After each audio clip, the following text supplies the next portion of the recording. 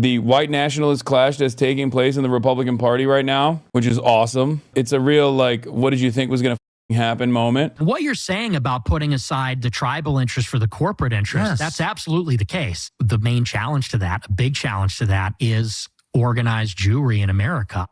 So Roberts now says that he was wrong to defend Carlson over that interview. Organized Jewry in America. Which way, Western man? You got Nick Fuentes over here being like, no, America is primarily invested in Israel because of the organized Jewry. And you got me on the other side saying, no, if every single American Jew became magically anti-Zionist overnight, America would still continue to defend Israel. The pro-Israel advocacy network that masquerades as a Jewish advocacy network, because it's not, does it actually have tremendous amounts of influence? Of course it does. Does that also have a way in priming a lot of people into firmly committing to Israel's existence, no matter how violent it may get? Yes, it does. But I'm always going to analyze the situation first and foremost from the perspective of imperialism and from a materialist framework. The entire reason as to why, for example, there is only one marginalized group's advocacy network that has institutional, like significant institutional power as opposed to others, even if other marginalized groups actually experience systematic racism, for example, is not because Americans by and large think Jews are magic people and they need to have a special place in American society, or because they're hypnotized by the organized Jewry, as Nick Fuentes is claiming. It's because it suits the purpose of the State Department in its endless desire to attach itself and fund the state of Israel as a destabilizing, unsinkable aircraft carrier in a resource-rich region. That is the major reason as to why the advocacy networks even exist. It is a major reason as to why those advocacy networks have any sort of institutional prowess, any sort of institutional influence to begin with. This is why I brought up the example of, like, you know, systemic racism against black people that very much exists, and in a way where no such comparable marginalization in contemporary society exists for Jews. There is no comparison. If you were to try and make this comparison, people will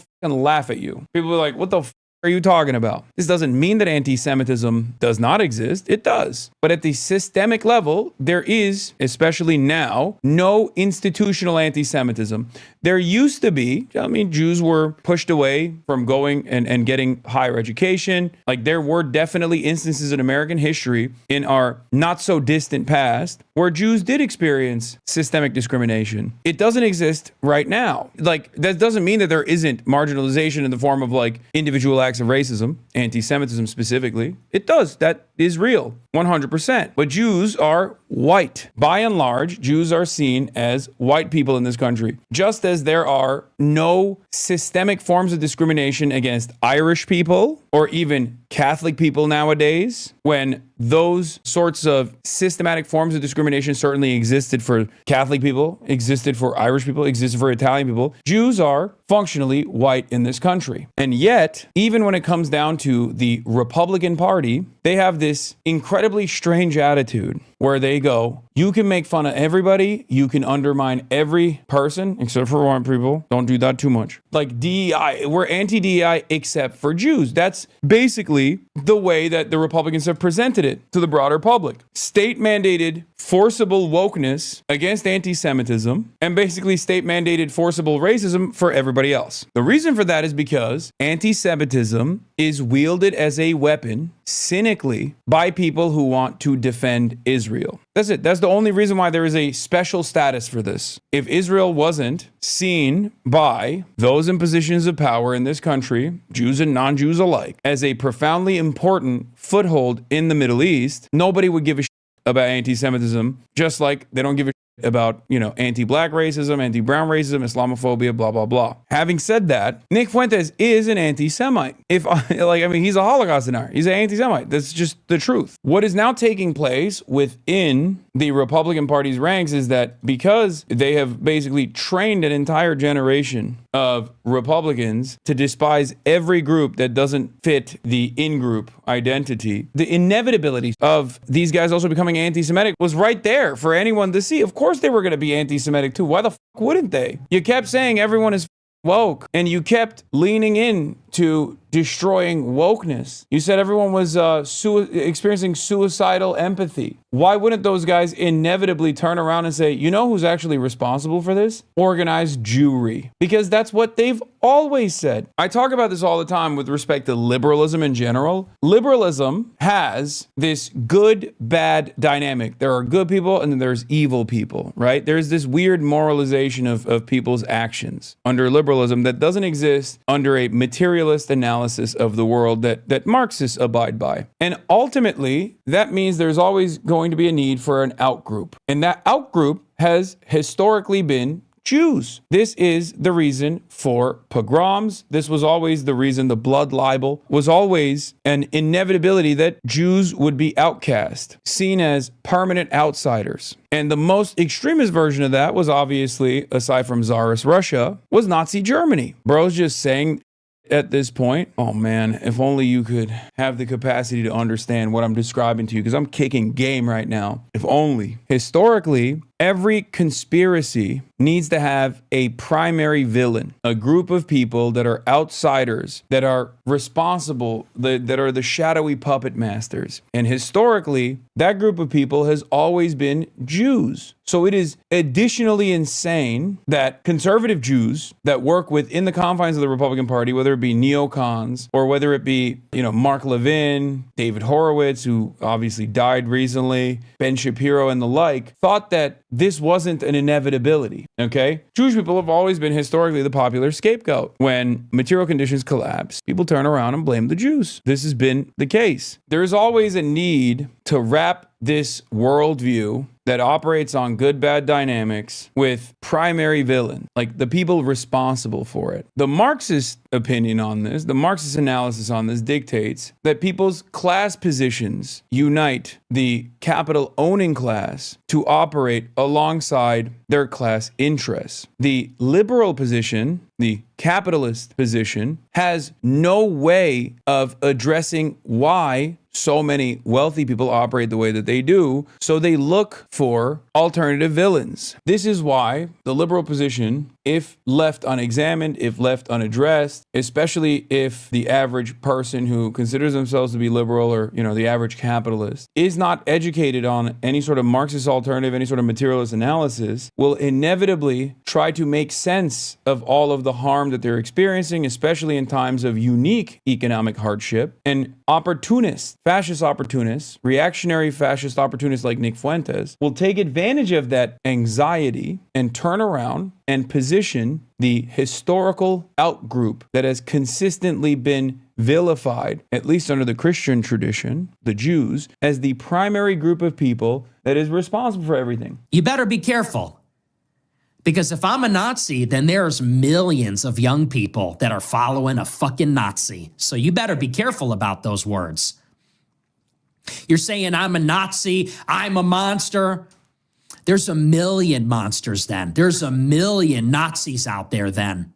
Because they love my show and they agree with me way more than they agree with you, and they're pissed off. How is he still doing this? I'm not a Nazi bit? No, he's not doing it. He's basically saying, what are you going to do about it? I don't think he's saying that he's not a Nazi. I think he's saying that, you don't know what's coming. He's gloating. And they'll follow me into battle. So you better be real careful. You're barking up the wrong tree with that. The Groypers were mad at Ted Cruz calling him a Nazi? Of course, because the Nazi moniker is still met with a lot of resistance by broader society. That's why neo-Nazis try to hide their power level. That's why Nazis try to only do subtle winks and nods, and sometimes not so subtle winks and nods towards what they actually are and what they represent. He's not hiding it well. Just a couple days ago, where is the lie? Fuentes, Jews are running society. Women need to shut the up. Blacks need to be in prison for the most part, and we would live in paradise. But I'm sure I'm taking this out of context, right? Where is the lie? Yes, his fans fully understand the situation and are also now tweeting out screenshots of their woke lib parent texts asking them if they like Nick. Own your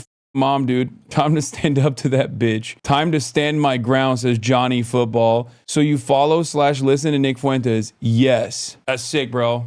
Sick. I just own my mom in the marketplace of ideas. That bitch. Yeah. No more nap time. Yeah, my bitch ass mom, dude. The problem is, like I said, you don't know who you're talking to on the internet. You don't know their background. In many instances, you just have no idea who the you're talking to. Like in this moment, you can kind of get a better understanding of who this person is, but they obviously could present themselves as like yet another person. And when you have a ton of losers who spend every waking moment indoors, for example, online, you can have motion online. And unfortunately, the more we spend time online, the more we greatly overemphasize what kind of motion people like Nick Fuentes have. Even if in the real world, most people will be like, what the are you talking about? Shut up. The current crisis at the Heritage has been a long time in the making, a deep dive into the history of right-wing anti-Zionism and anti-Semitism. This is a useful genealogy of right-wing anti-Zionism, but searching for a respectable America First anti-Zionism in 2025 is a bit like searching for a respectable liberal Zionism. Those voices exist, but they are few and far between, and swimming against the dominant current. In theory, you may be able to pluck the Amcon brand of anti-Zionism out from the morass of conspiracism and revanchism in which it swims. In practice, it is inseparable. I agree. One of the funniest aspects of this that a lot of people don't understand is that because this movement is primarily online, you do sometimes end up seeing these unique voices in the real world. And the example I will, of course, point to is the two different Groypers that Sneeko caught outside of the Zohar Mamdani rally. One was a brown dude, a Muslim brown dude, and the other one was Mexican. Both were brown. Both were Nick Fuentes acolytes. That to me is a testament of how extremely online this movement is. Wait, bro. Yo, you ballsy with that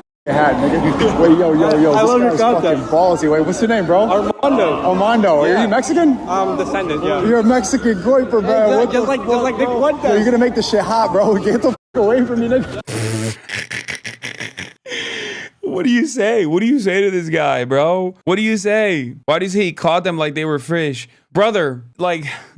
Another moment of vindication here. This is something that I've been talking about quite a bit. This is an extremely online movement, okay? If you are a white nationalist and you're organizing in the real world, after the 8th meeting, you'd be like, dog, everyone here is Mexican. What the is going on? There is no better example that the Groyper movement is just an extremely online phenomenon than this, okay? You think at the Klans meet, if after the 8th meeting, they realized that half the dudes were Guatemalan, half the dudes were Muslim, that they wouldn't be like, what the are we doing here? Like here, this is the other guy. Look, he finds another one. What was that? Yeah. Okay. Ummah power, bro. What? Ummah power. Okay, for sure. You said Ummah power? Yeah. Oh, okay, you're Muslim. Yeah. Oh, salam alaikum. I never heard that before. I was just trying to... You've never heard the word Ummah before? Okay, anyway. It's what makes us. Like Ummah power. Another Groyper? Yeah, Wang half. Yeah, he says Wang half, which is white ass N-word going hard as that's what that means. The more you feel like a rule breaker, the more you find yourself in this community. You're like, ooh, I'm breaking rules. Here we go again. It's not talking down on Hispanics when the majority of them don't think this way. Brother, I'm just using Hispanic people as an example right now, okay? Because, well, for two reasons. Number one, because it's like very obviously incredibly contradictory, because it's a movement that wants to eradicate them from the U.S. state, nation state boundaries. And two, because we just saw a Mexican Groyper. Also, the main guy is Mexican. Like Nick Fuentes is literally Mexican. Should we not address that contradiction? The entire point of what I'm trying to explain here is that like this movement, by and large, has become incredibly diverse. And the reason why it has the capacity to be incredibly diverse is because it's primarily online. This is proof that this is an extremely online movement. How do you not understand that? Because it's so inherently contradictory. You got Wang halves from the upper Middle East, Nick. What did you do? What did that tucker of you do, man? It's Wang half, bro. I was way before Wang half than Tucker. For sure, man. That's what's up. That's what's up, dude. I feel like, bro, it's peace, man. Assalamu alaikum. Is this real life? Like, what the f is happening? I'm gonna be honest with you. I do think this shit's a wave. I think it's just like the previous wave of Gamergate. Every wave creates like some of the more resilient, long-standing soldiers of this movement. Just like you see those loser ass, like 45-year-old video game commentary dipshits who still are just like, meh, constantly crying about titties and video games and whatnot. But the overwhelming majority of the fan base inevitably grows out of this kind of shit. I also still believe that the overwhelming majority of people who are like, I'm a Groyper, I'm a Nazi, like the ones that are running around right now, primarily young people, are eventually going to grow out of it. But that doesn't mean that the movement doesn't grow. It does. With every wave, there's still a bunch of hanger-ons that stick around and actually become, permanent soldiers of this kind of cause, this kind of movement, right? But it's especially established on shaky ground when, half of the people that got your TikTok clips are like not even a part of the in-group, that are a part of the out-group that is supposed to be destroyed, ethnically cleansed. They'll unironically be in here asking for free healthcare and safety nets when their parents get tired of their shit and throw them out. That too, but like there are people in this community that also found themselves in the throes of this like right-wing algorithm. There were people who used to watch Ben Shapiro videos. There were people who watched Steven Crowder videos. There were people who watched like whatever the OG version of Nick Fuentes was on the internet, like Stefan Molyneux, Milo Yiannopoulos, like that. And they grew out of it and they realized that was embarrassing. Part of that is because they found someone like myself. In many circumstances, because they're like, yeah, I grew out of that. It was really stupid because I started watching you and I was like, this is dumb as yeah, Jordan Peterson, Joe Rogan, even though Joe Rogan is still very much around and still very much a part of that same pipeline. It is what it is. I do think that a lot of people will, grow out of that. Yeah, Richard Spencer. In some instances, you just got to wait it out, But some people don't. Some people don't grow out of it. I do still believe that these guys will grow out of it, okay? But it'll take some time, and it's really annoying in the process. In the meantime, let's take a look at what going on at the Heritage Foundation. The little Groypers keep finding themselves breaking these rules, Maybe it is too late. I mean, Republican after Republican are now calling out both Carlson and Heritage, including Republican Congressman Randy Fine, who is Jewish. And when widely respected... Oh, no. Don't bring out this guy. Like, yeah, Nazis are gross. Neo-Nazis are gross and evil, but this guy is just the Jewish version of that. Like, what are we talking about? This is something that I try to stress to people all the time. It's like, I hate Nazis. It doesn't matter if someone is an anti-Semitic Nazi or a Jewish Nazi. Randy Fine is quite literally a Nazi, but Jewish. He is a fascist. He is a primary supporter of Israel. He has advocated for Israel's genocide to continue. Like, what are we talking about?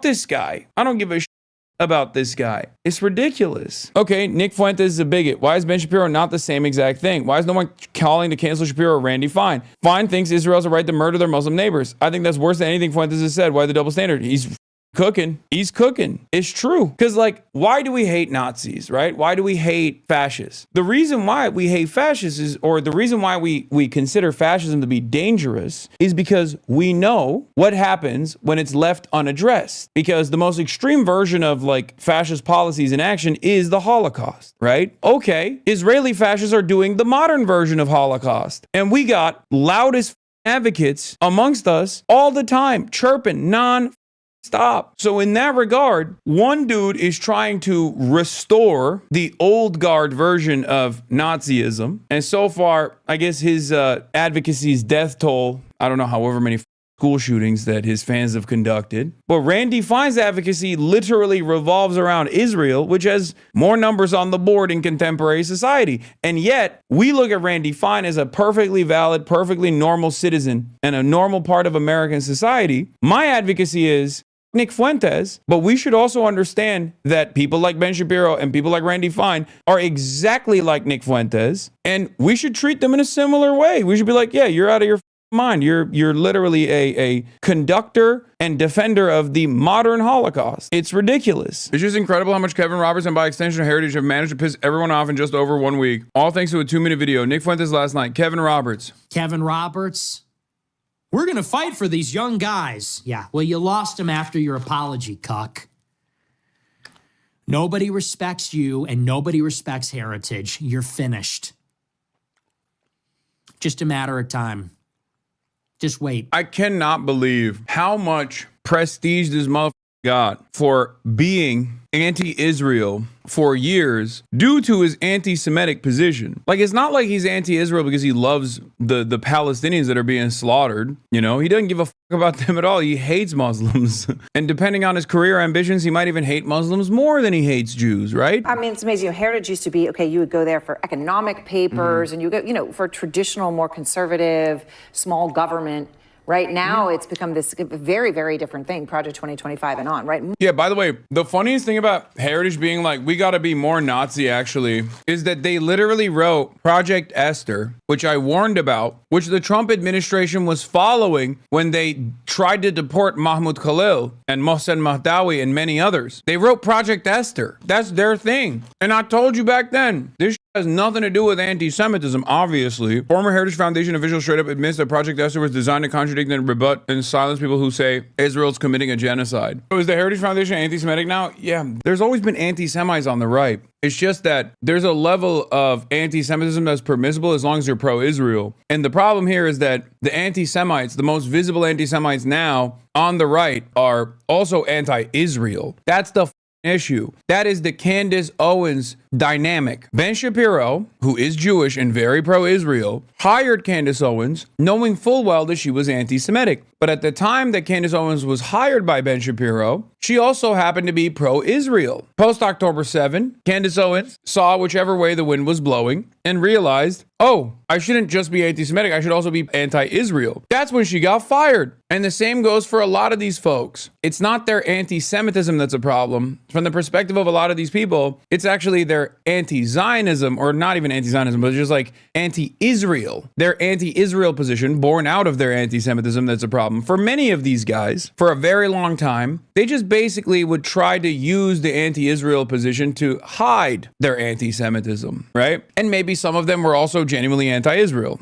However, the anti-Israel position became a popular one. It became the popular position in the independent circles. And while all of the stupid liberal adjacent advocacy groups like the ADL were focusing on people like myself, these guys were just running amok. They were putting numbers on the board, and they could even present their previous deplatforming as proof that they were earnest, as a proof of their honesty, to say, look, I've been deplatformed everywhere because I was saying the truth. Not just saying the truth about Israel, but saying the truth about Jews. That's the reason why Nick Fuentes became so popular in the aftermath of the collective consciousness shifting on Israel. I think for a while, the reason why they didn't really handle neo-Nazis after October 7 was because they could always point to neo-Nazis to discredit the entire movement. They could just be like, you see, this is how the anti-Zionist movement is. They say they hate Israel, but they actually hate Jews. Look at some of the more popular figureheads in the anti-Israel movement. If they thought they could isolate the anti-Zionists who are simply anti-Israel but not anti-Semitic and deplatform them, then all that would remain would be these like weird, random anti-Semitic people. But the problem is they miscalculated. All of these advocacy groups, they miscalculated. They didn't think that like people would actually turn against Israel. So when all of the prominent voices, many of which on the right, became like some of the few popular critics of Israel, that ended up making people not just anti-Israel, but also anti-Jewish as well. If you learned about Israel's Holocaust from the likes of Tucker Carlson or the likes of Nick Fuentes or Candace Owens, and not from someone like me, then yeah, you of course were like, yeah, also it's the Jews. And this was the method for the longest time. Look, in 2015, at Ann Coulter, tweets regarding Jews, awful nonsensical. But Ann Coulter is also super pro-Israel and always has been so I won't lose sleep. Yes, Tucker Carlson says things that are honestly and truly evil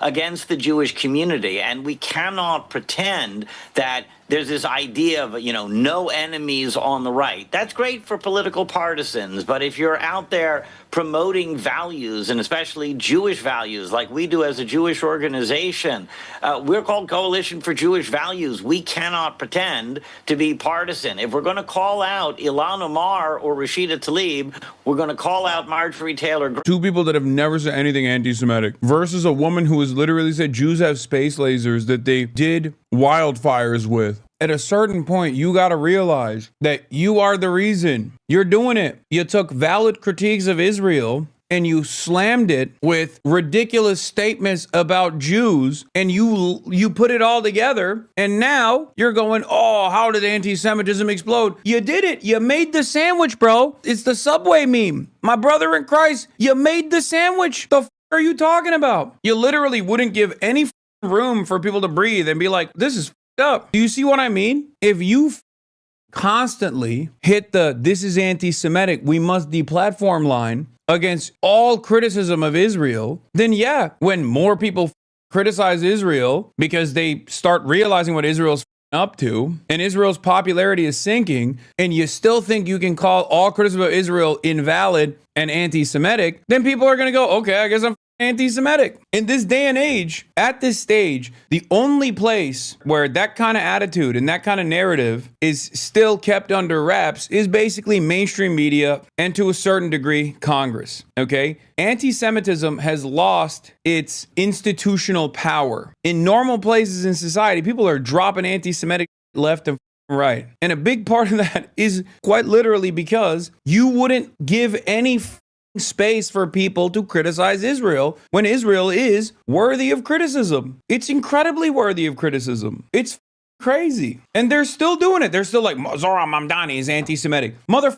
It's people like myself, it's people like Zohran Mamdani who are the last non-anti-Semitic people out there who are still criticizing Israel, and you're still focusing on people like us. The is wrong with you? There's like straight up people running around being like the international Jewry is responsible for hypnotizing every single person, and they're hypnotizing people to be woke and gay and consume pornography and love Israel unconditionally, blah blah blah, all this. And you're over here getting mad at a person who's like, hey, I think we should divest funds from, people doing terrorism. Like people who are trying to sell illegally occupied properties that they stole from Palestinian people. If that's your main gripe, you lost. And Tucker Carlson, when they use the same rhetoric. And what Kevin Roberts did was refuse to come in with that and even make us out to be the bad guys. And on the left, they allowed anti-Semitism to fester until it boiled over. And then all of a sudden... Oh, it was the left's anti-Semitism that made the right anti-Semitic. Oh, I advocate for the things I advocate for because I'm stubborn and I believe it. And I'll continue trying to the best of my ability, combat anti-Semitism, regardless of whatever these douchebags say. But not many people are going to do that because people go off of vibes. And right now, the majority vibes are